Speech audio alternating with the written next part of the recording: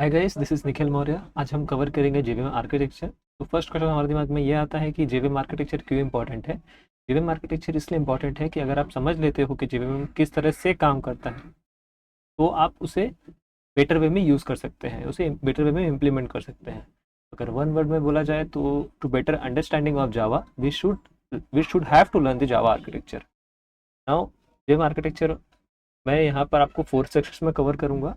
Video थोड़ा बड़ा हो सकता है तो इसे हम डिफरेंट डिफरेंट पार्ट्स में कवर करेंगे। तो फर्स्ट हमारा जो है इनपुट सेक्शन, सेकंड हमारा है क्लास लोडर सेक्शन, थर्ड हमारा मेमोरी सेक्शन, फोर्थ हमारा है एग्जीक्यूशन सेक्शन। इस वीडियो में हम सिर्फ और सिर्फ इनपुट सेक्शन पे फोकस करेंगे, बाकी हम डिफरेंट डिफरेंट वीडियोज़ में कवर करेंगे। तो let's go with input section. Now input section में फर्स्ट स्टेप हमारा जो होता है, इनपुट में हम क्या देते हैं, हम जो भी कोड लिखते हैं उसे हम रन करते हैं, करेक्ट।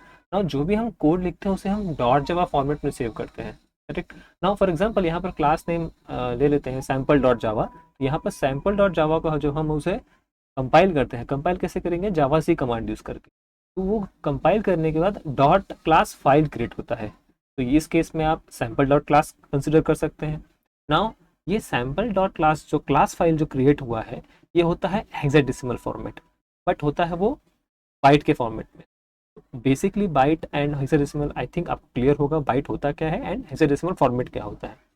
नाउ अभी इसके बाद जो मुझे इसे रन करना होता है तो मैं कमांड यूज़ करता हूँ जावा।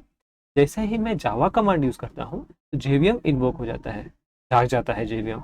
जे बेसिकली जेवीएम जाग तो गया, बट कोई भी डॉट क्लास फाइल अगर आप मुझे दे रहे हो, जेवीएम ऐसा बोलता है अगर आप मुझे कोई भी डॉट क्लास फाइल अगर दे रहे हो, सबसे पहले मैं उसे वेरीफाई करूँगा कि वो बरोबर है क्या। वो मान लो कि उसके अंदर बाइट कोड वेरीफायर एक तरह से जो बाइट्स कुछ मेंशन हुए हैं डॉट क्लास के अंदर, किसी ने उसके साथ छेड़खानी तो नहीं की हुई है, वो भी चेक करेगा। सिक्योरिटी पॉलिसीज वहाँ पे चेक होंगी।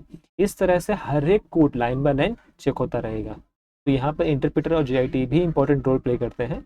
ये जो सेक्शन है जेवीएम इन्वोक का, ये आप सिक्योरिटी पार्ट्स में आप कवर देख सकते हैं, क्योंकि ये dot class file plays a very important role in case of security and as well as the portability, platform independent. ये सभी सेक्शन में आप डॉट क्लास फाइल को बहुत सारे इंपॉर्टेंट मिला हुआ है।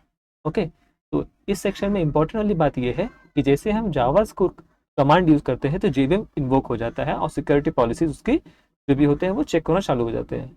जब वो पॉलिसीज करेक्ट हो जाती हैं तो इसके बाद क्या होता है, क्लास लोडर का सेक्शन, जो कि हमारा है नेक्स्ट सेक्शन। जैसा कि मैंने बताया था टोटल 4 सेक्शन। तो फर्स्ट हमारा है इनपुट सेक्शन, सेकंड हमारा होगा क्लास लोडर सेक्शन।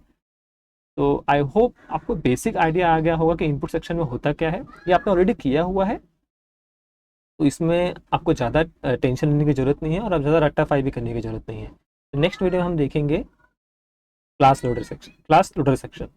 तो thanks for watching guys, stay tune, do like subscribe my channel. Thanks guys.